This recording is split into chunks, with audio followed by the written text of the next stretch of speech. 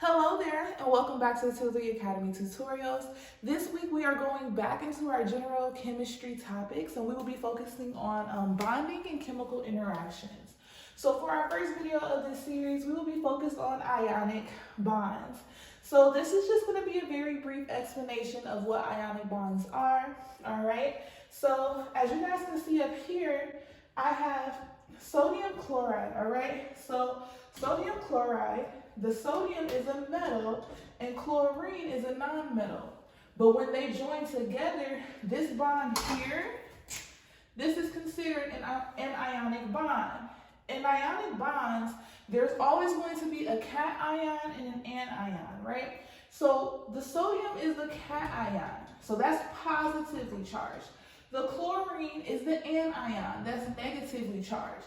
Now, because they have opposite charges, this causes what they call an electrostatic attraction. So this electrostatic attraction is what pulls them tightly together, which is how we can get the formation of the ionic bond, if that makes sense. So I'm just going to go through this here. So an ionic bond is a chemical bond between a metal and a non-metal, as you guys see here. So I don't know what I did with my periodic table, but if you guys have a periodic table, just take a look at the distance between sodium and chlorine. Sodium's all the way over here in group 1, and chlorine's all the way over here in group 7. So they're so far apart. But because they're so far apart, that also leads to a greater difference in electronegativity as well, which means that ionic bonds, they tend to have, if I remember correctly, an electronegativity value that definitely goes over 1.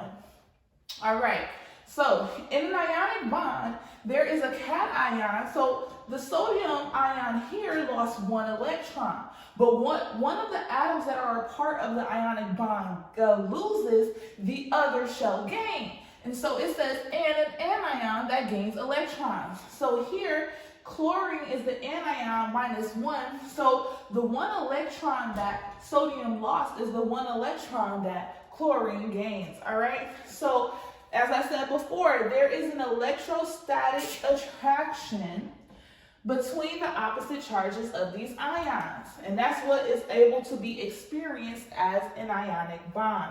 There is no sharing of electrons in ionic bonds either. That's something that's very important to note as well. So the next thing is, what are the major characteristics of ionic bonds? So because they have such a strong electrostatic attraction, they're going to have high melting and high boiling points, because it's going to take a lot more energy to break apart these molecules, okay?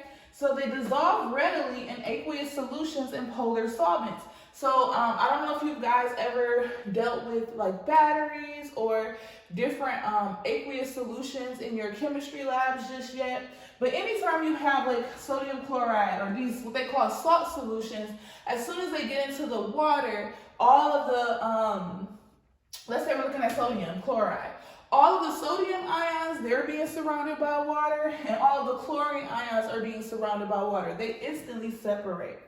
Now, another thing that I also think is pretty cool about ionic bonds is that they are good conductors of electricity in the molten and aqueous states. So remember what I was just saying with batteries, you guys will learn that potassium chloride makes a great bridge in order for the transference of electrons and to keep charges a certain way in the batteries. We will talk about that in the future though. And the last important thing is that in the solid state, it forms a crystalline lattice. So what is a crystalline lattice? It's just a repeating segment of the negative and positive ions. So sodium chloride, sodium chloride, sodium chloride, sodium chloride, sodium chloride, sodium chloride, so on and so forth, but it creates this solid structure. And if you look at a piece of salt in like a, I think what it's called is a X-ray crystallography. I think that's what the machine's called. It's been such a long time since I've used it in college, but it helps you completely understand the three-dimensional structure of almost anything. But all right, so examples here, as you guys notice, so all of the anions are group 7, and I believe all of the metals are or all of the cations, they're all group 1. But again, there's this distance because in the periodic table, all of your nonmetals are on this side and all of your metals are on this side, okay?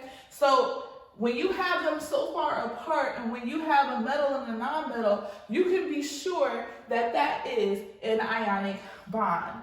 All right, so hopefully we guys was able to explain the ionic bonds concept a little bit better to you.